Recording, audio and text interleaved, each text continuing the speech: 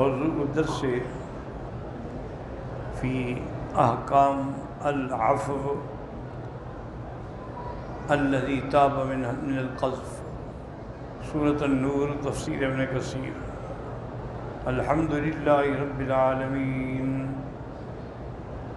والصلاة والسلام علی اشرف الانبیاء وسید المرسلین سیدنا محمد وعلی آلہ واصحابہ اجمعین۔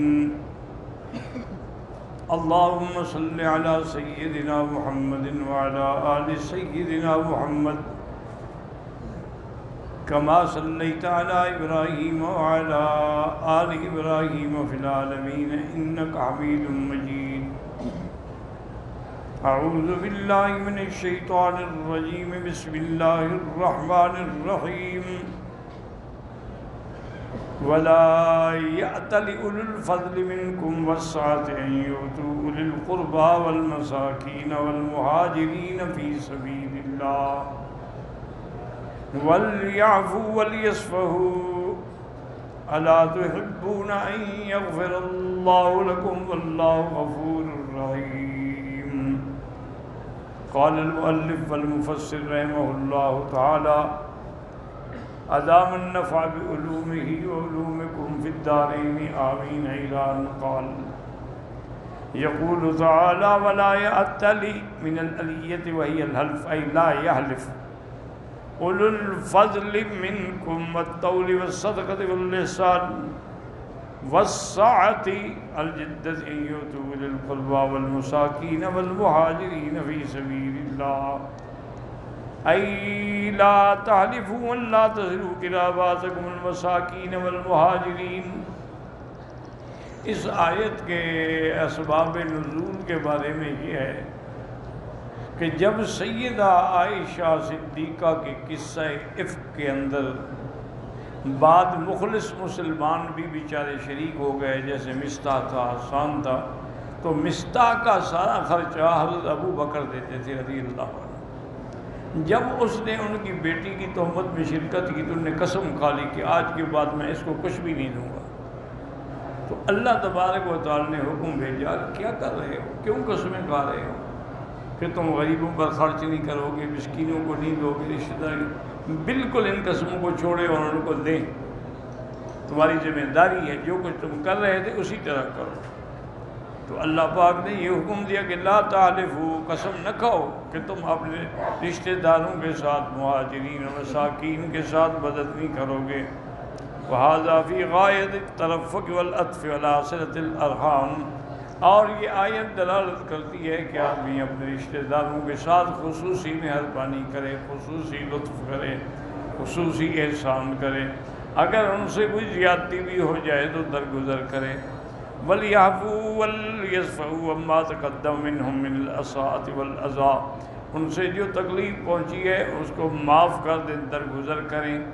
وَهَٰذَا مِنْ حِلْمِهِ تَعَالَىٰ وَكَرَمِهِ وَلُطْفِهِ بِخَلْقِهِ مَعَ ظُلْمِهِمْ لِأَنفُسِهِمْ۔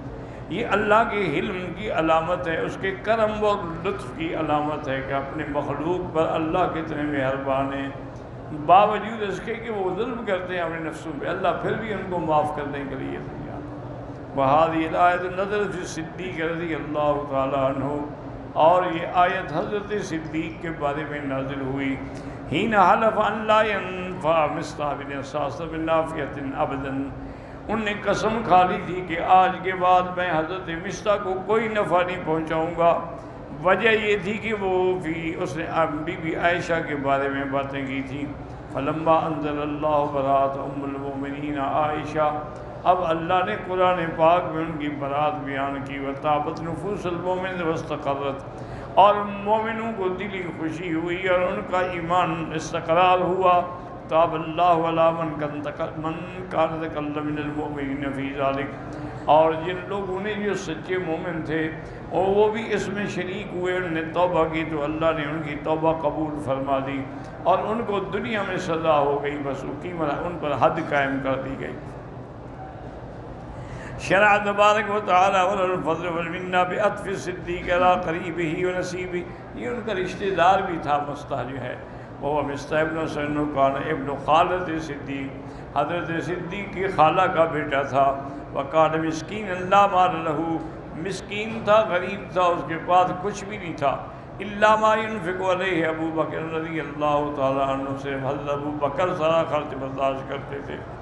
وکان من المہاجرین فی سبیل اللہ، وہ ہجرت کر کے بھی آیا تھا۔ وقد ذلک ذلکتن، وہ پھسلا، غلطی ہوئی، لیکن تاب اللہ علیہ منہا والحد علیہا، اللہ نے توبہ قبول کر لی اور اس پر حد بھی قائم ہو گئی۔ وکان صدیق رضی اللہ تعالیٰ عنہ معروفا بالمعروف، حضرت صدیق جو تھے بھلائی کے کاموں میں بڑے معروف تھے۔ لہ الفضل والایادی علی الاقارب والاجانب، وہ تو اپنے رشتہ دار اور اجنبی سب سے مہربانی کرتے تھے۔ فلما نزلت هذه الآية إلى قوله ألا تحبون أن يغفر الله لكم، کیا تم یہ پسند نہیں کرتے ہو کہ اللہ تمہارے گناہ معاف کر دے؟ فإن الجزاء من جنس العمل فكما تغفر الذنب من أذنب إليك يغفر الله لك، جیسے تم اگر کوئی غلطی کرے معاف کر دو گے تو اللہ بھی تمہیں معاف کر دیں گے۔ وكما تصفى يصفى، جیسے تم درگزر کرو گے اللہ بھی تمہارے گناہوں سے درگزر کریں گے۔ فعند ذلك قال صدیق بلا والله انا نحب ان تغفر لنا یا ربنا، حضرت صدیق نے کہا مولا ہم محبوب رکھتے ہیں کہ ہم پر اپنا مہربانی فرمائیں۔ ثم رجع الى مصطفى ما كان يسر من نفقته، اور آپ نے اس کے بعد حضرت مصطفیٰ کو پھر خرچہ دینا شروع فرما دیا۔ وقال والله لا انزعها منه ابدا، میں اب کبھی نہیں روکوں گا فی مقابلۃ ما کان۔ قال والله لا انفع بنافعة ابدا، فلہذا کان الصدیق والصدیق رضی اللہ عنہ، حضرت صدیق واقعی سچے تھے اور انہوں نے اپنی بیٹی کے غصے میں بات کہہ دی لیکن پھر بھی معاف کر دی۔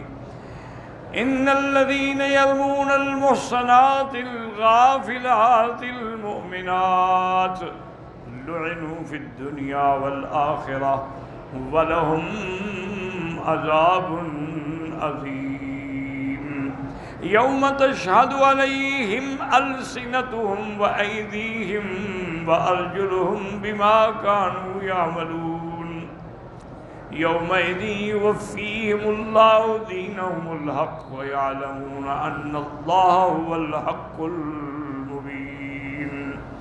هذا وعید من اللہ تعالیٰ، یہ ان لوگوں کے لیے عذاب کی وعید ہے جو نیک اور پاک عورتوں پہ تہمت لگاتے ہیں۔ خرج مخرج الغالب المؤمنات فأمہات المؤمنین اولا بالدخول فی هذا من کل محسنۃ، یہ تو تمام مومنات کے لیے حکم ہے، اور بی بی عائشہ کا تو مقام سب سے زیادہ بلند ہے۔ ولا سیما الذی کان سبب نزول عائشہ بنت صدیق رضی اللہ عنہما، وقد اجمع العلماء رحمهم اللہ کاتبۃ علی من سبا بعد هذا ورماها بما رماها به بعد هذا الذي ذكر في هذا فإنه كافر لأنه معاند للقرآن۔ اب مفسر فرماتے ہیں کہ تمام علماء کا اس بات پہ اتفاق ہے کہ اللہ کے قرآن میں برات آنے کے بعد اب اگر آپ بھی کوئی سیدہ عائشہ کو گالی دے یا تہمت لگائے اس کے کفر میں کوئی شک نہیں، متفق علیہ فتویٰ ہے اس کے کافر ہونے کا، چونکہ تو قرآن کا انکار کر رہا ہے۔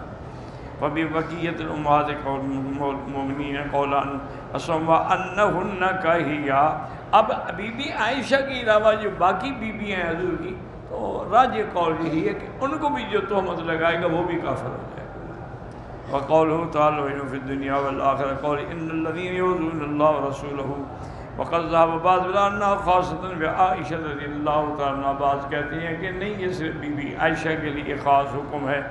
فقال النبي حاتم بن ابي سعيد الاشج قال حضرت عبد الله بن حراش بن سعيد بن جبير بن باز ان الذين يرمون المحصنات الغافلات المؤمنات قال نزلت في عائشة خاصة، وقد قال سعيد بن جبير بن مقاد بن حيان وقد ذكر ابن عائشة قال حدثني احمد بن عبد الزبي حدثنا ابو عبارة بن ابي سلمة بن ابي عائشة رضي الله عنها قالت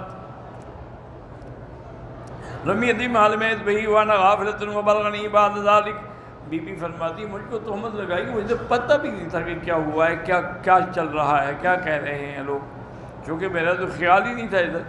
فبین رسول جاس اندی اذوحی علیہ قال کان اذا اوحی علیہ اخذہ کحیۃ السبات، جب وحی آتی تھی تو پتہ لگ جاتا تھا کہ حضور پہ جو ہے اب وحی اتر رہی ہے، اور جیسے شہد کی مکھیوں کی بناٹ ایسی آواز بھی آتی تھی۔ فرماتے ہیں وَإِنَّهُ أُوحِيَ إِلَيَّ جَالِسٌ عِندِي ثُمَّ اسْتَوَىٰ جَالِسًا عَلَىٰ وَجْهِهِ، اس کے بعد آپ بیٹھے، آپ نے اپنی پیشانی کا پسینہ پوچھا، وقال یا عائشہ ابشری، فرمایا عائشہ تمہیں مبارک ہو، اللہ نے تیری برات بیان کر دی۔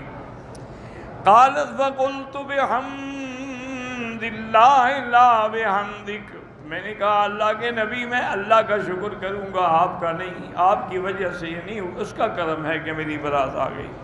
فقال ان الذين يرمون المحصنات الغافلات المؤمنات اولئك مبرؤون مما يقول لهم مغفرة ورزق کریم، هكذا اورد ليس في انه خاص بها۔ اس آیت سے یہ معلوم ہوتا ہے کہ یہ حکم خاص نہیں تھا، وانما في ان سبب النزول دون غیرها، البتہ سبب نزول بی عائشہ ہے لیکن حکم تو عام ہے نا۔ وان كان حکم يعمها كغيرها له مراد ابن عباس من قال قولی والله اعلم۔ وقال الزاق جوز اصل النبی المراد بازواج النبی خاصۃ دون غیرہن من النساء، اور بعض علماء کہتے ہیں کہ یہ حکم حضور کی بیویوں کے لیے ہے، اگر ان کی شان میں کوئی گستاخی کرے گا تو وہ کافر ہو جائے گا۔ وقال لو فی بعض الذین یرمون المحصنات الغافلات المؤمنات یعنی ازواج النبی سماہن اہل النفاق، فاوجب اللہ اللعنت والغضب وباء سخط من اللہ، وہ اللہ تبارک و تعالی نے ان کے لیے لعنت رکھی ہے، اللہ کا غضب ہے، اللہ کی ناراضگی ہے۔ وقال ذلك في ازواج النبي صلی اللہ علیہ وسلم ثم نزل بعد ذلك والذين يرمون المحصنات ثم لم يأتوا بأربعة شهداء الى قوله فإن الله غفور رحيم، انزل الله الجلد والتوبة فالتوبة تقبل والشهادة ترد۔ اس کے بعد اللہ نے حکم دیا کہ ان کو حد ماری جائے، تو حد تو ہر حال لگے گی لیکن ان کی شہادت قبول نہیں ہوگی، مردود الشہادہ ہو جائیں گے۔ وقال ابن جرير حدثنا القاسم قال حدثنا حسين قال حدثنا هشام قال حدثنا النواب بن حوشب عن شيخ من بني اسد بن باز قال فسر سورۃ النور، تفسیر بیان کر رہے تھے، فلما اتانا هذه الايه ان الذين يرمون المحصنات الغافلات قال في شان عائشہ وازواج النبي صلی اللہ علیہ وسلم، آپ نے فرمایا بی بی عائشہ اور حضور کی باقی بیویوں کے بارے میں ہے، وہی مبہمۃ ولیست لهم توبۃ، ان کی توبہ بھی قبول نہیں ہوگی۔ ثم قرأ والذین یرمون المحصنات ثم لم یأتوا بأربعة شهداء قوله الا الذین تابوا من بعد وسوء قال وجعل لهؤلاء توبہ ولم يجعل لمن قذف اولئک لمن قذف اولئک، ان کے لیے توبہ ہے لیکن جو قذف میں شریک ہوئے ان کے لیے کوئی توبہ نہیں۔ قال فهم بعض القوم ان يقوم الیہ فیقبل راسه من حسن میں فسر بھی سورۃ النور، انہوں نے بہتر تفسیر بیان کی، تو انسان چاہتا تھا کہ ان کے چہرے پہ ان کے سر مبارک پہ بوسہ دے۔ فقول مبہمۃ ای عامۃ فی تحریم قذف کل محصنۃ، یہ حکم عام ہے جو بھی کسی نیک عورت پہ الزام لگائے گا اور اس کے لیے اللہ کی لعنت ہے دنیا اور آخرت میں۔ وہکذا قال عبد الرحمن زید بن سمادہ فی عائشہ ومن صنع مثل هذا ایضا اليوم فی المسلمات بما قال ذلك كان امن فی ذلك، اب بھی اگر کوئی کسی مسلمان عورت کو تہمت لگائے تو یہ حکم اس کے لیے بھی ہے، لیکن سب کی سردار تو بی بی عائشہ ہیں۔ وقت قال ابن جریر عمومها، ابن جریر مفسر بھی فرماتے ہیں کہ حکم عام ہے۔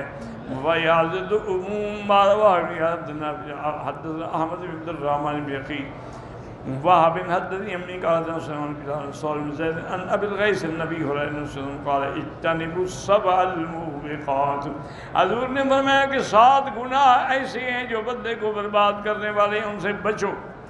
اور وہ 7 گناہ کون سے ہیں؟ پوچھا حضور سے، وما ہن یا رسول اللہ، آپ نے فرمایا پہلا گناہ تو یہ ہے کہ شرک باللہ، اللہ کے ساتھ شرک کرے، اور دوسرا یہ ہے وہ سحر جادو کرے، تیسرا یہ وہ قتل النفس التی حرم اللہ الا بالحق، کسی کو ناحق قتل کرے، وَأَكْلَ الرِّبَا، اور سود کھائے، وَأَكْلَ مَالَ الْيَتِيمِ، اور یتیموں کا مال کھائے، وَالتَّوَلِّي يَوْمَ الزَّحْفِ، اور قتال کے وقت میں پیچھ دے کر بھاگے، وَقَذْفَ الْمُحْصِنَاتِ الْغَافِلَاتِ الْمُؤْمِنَاتِ، اور نیک عورتوں پہ زنا کی تہمت لگائے، تو یہ ایسے گناہ ہیں جو بندے کو ہلاک کر دیتے ہیں، تو لہذا یہ حکم عام ہے۔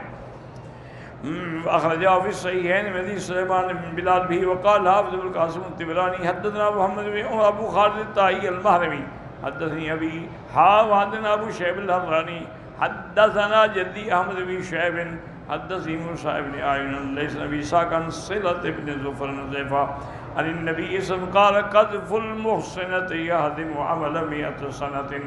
اگر کوئی بندہ کسی نیک عورت کو ناحق تہمت لگائے تو اس کے 100 سال کے عمل برباد ہو جاتے ہیں. وقوله تبارک وتعالی یوم تشہد علیہم ألسنتهم وأیدیہم وأرجلهم ما كانوا يعملون. قال ابن یاظم حدثنا ابو سعید الشج قال حدثنا ابو یحیی الرازی عن عمرو بن ابی قیس مطرفا من حال عن سعید بن باز قال انهم یعنی المشرکین اذا رأوا انه لا يدخل الجنة الا اهل الصلاة. مشرکین نے دیکھا کہ سب جنت میں جا رہے ہیں، کوئی ہاں جو مومن ہیں وہ جا رہے ہیں، کہنے کہ اچھا آؤ ہم بھی انکار کر دیتے کہ ہم نے شرک نہیں کیا. تو شرک کے بغیر جو گناہ ہیں وہ تو اللہ بخش رہے ہیں، سب کو جنت میں بھیج رہے ہیں. فَنَّحْنُ تَعَالَوْا نَجْحَدَ فَيَجْحَدُونَ. وہ بھی آگے انکار کیا، یا اللہ ہم نے تو شرک نہیں کیا آپ کے ساتھ. فَيَخْتِمُ اللہ حکم دے کہ ان کے منہ پر مہریں لگا دو، ان کے ہاتھ پاؤں سب گواہی دیں. فَيَخْتِمُ عَلَىٰ فَيَنْسُ. کوئی بات اب نہیں چھپا سکیں گے جب ان کے اپنے اعضاء اور جوارح گواہی دیں گے. فروى ابن حاتم حدثنا ابن سلمة قال أخبرني عمرو بن الحارث عن دراج عن أبي الهيثم عن النبي سيدنا الخدري قال إذا كان يوم القيامة عرف الكافر بعمله ويجحد خصم. کافر پہچانا جائے گا اپنے عمل کی وجہ سے، انکار کرے گا، جھگڑا بھی کرے گا. فيقال له هؤلاء جيرانك يشهدون عليك. اس کو کہا جائے گا یہ تیرے ہمسائے ہیں، یہ گواہی دیتے ہیں. وہ کہے گا نہیں نہیں یہ جھوٹ بول رہے ہیں. فَيُقَالُ أَهْلَكَ وَعَشِيرَتَكَ. تیرے گھر والے تم پر گواہی دیتے ہیں، وہ بھی جھوٹ بولتے ہیں. فَيُقَالُ احلفوا وَيَحْلِفُونَ. اب کہیں قسم اٹھاؤ گے، ہاں قسم اٹھائیں گے. اللہ حکم دیں گے کہ اب ان کی زبانیں بند کر دی جائیں. وَتَشْهَدُ عَلَيْهِمْ أَيْدِيهِمْ وَأَلْسِنَتُهُمْ. ان کے پاؤں ہاتھ سب گواہی دیں گے، پھر اللہ ان کو جہنم میں داخل کریں گے. وقال ابن حاتم حدثنا ابو شيبة ابراهيم بن عبد الله بن شيبة الكوفي قال حدثنا من جابر بن حارث التميمي قال ابو عامر الاصلي قال حدثنا سفيان بن المقدم عن فضيل بن عمرو الفقيمي عن الشعبي عن اسماء قال كنا عند الزهق حتى بدت نواجذه. ہم حضور کے پاس بیٹھے تھے کہ حضور ہنسے، حتیٰ کہ آپ کے داڑھ مبارک جو تھی وہ بھی نظر آنے لگی. پھر آپ نے پوچھا جانتے ہو میں کیوں ہنس رہا ہوں؟ تدرون مما ذاک. اللہ رسول اللہ قال من ذات عبد ربه يقول يا رب انصرني من المنتجرني من الظلم. ایک بندے کے جھگڑا ہوگا اللہ کے ساتھ، کہے گا یا اللہ تم نے مجھے ظلم سے پناہ دی. فیقول بلا. فیقول اللہ عزیز علی الشاہد اللہ بنفسی. کہے گا اللہ میاں دیکھیں اگر آپ نے مجھے ظلم سے معاف کیا ہے تو میں کسی کی گواہی قبول نہیں کروں گا ماں سوائے اپنی ذات کے. فیقول کفا بنفسک اليوم علیک شہید اللہ. اچھا تو پھر تمہارا نفس گواہی دے گا. وبالکرام علیک شہودا فیختم علی فیہ. اب اس کا منہ بند ہو جائے گا. وقال ارکان ینطقی وتنطق بعملہ. اب اس کے اعضاء ہاتھ پاؤں سب گواہی دے رہے ہوں گے. ثم يخلى بينه وبينك ويقول بعدا لكن وسحقا فان كنت اناذل. پھر اللہ حکم دیں گے اچھا ایسی زبان کھول دو. آج اپنے بازو ہاتھوں کو کہو بدبختو تم نے تو مزے اٹھائے، تمہاری وجہ سے میں انکار کر، اب تم میرے خلاف گواہ بن گئے ہو. اس کے بعد جا فرماتے ہیں مفسر احمد وقت روا مسلم النسائی جميعا ابی بکر بن نضر نبی عبداللہ حسین الصوری ثم قال وهذا حسین الصوری غیر الاشجعی وهو حدیث غریب واللہ اعلم. هكذا قال وقال كذا ابن آدم والله ان عليك لشهودا غير متهمة من بدنك. اس نے کہا خود اللہ کی قسم ہے تیرے اپنے اعضاء تیرے خلاف گواہ ہوں گے. فراقبهم خیال رکھ واتق اللہ اللہ سے ڈر فی سرک وعلانیتک فإنه لا يخفى علیہ خافیہ. اللہ پہ کوئی چیز چھپی ہوئی نہیں ہے. الظلم عنده ضوء. اگر اندھارا بھی ہو تو اللہ کے سامنے تو سب روشنی ہے. والسر عنده علانیہ. اور یہ کام تم چوری چوری کرو وہ بھی اس کے سامنے کھلا ہوا ہے. ومن استطاع ان يموت بالله بالله وزن فليفعل ولا قوة الا بالله. کوشش کرو کہ اس حال میں مرو کہ تمہارا اللہ کے ساتھ حسن ظن ہو. یوم یفیم اللہ دین الحق دینہم حسابہم. اللہ پورا پورا حساب کریں گے. وکل ما فی القرآن دینہم. جہاں جہاں بھی قرآن میں دین کا لفظ آیا ہے اس سے مراد حساب ہے. وقضا قال غیر واحد ثم ان قرات نصب الحق یعنی الحق دینهم الحق على انه صفة لدینهم وقرا مجاز بالرفع دینهم على انه نعت الجلال یعنی اللہ کی صفت ہے وقرا بعض السلف مصبی ابن قام یوم یف اللہ دین الحق ویعلمون ان اللہ الحق المبین اللہ تبارک و تعالی کا ہر فیصلہ حق ہے واضح ہے وعدہ وعیدہ حسابہ وہو العدل اللہ کا وعدہ ہے یا وعید ہے یا حساب ہے سب عدل ہے اللہ پاک کسی پہ ظلم نہیں کریں گے واللہ اعلم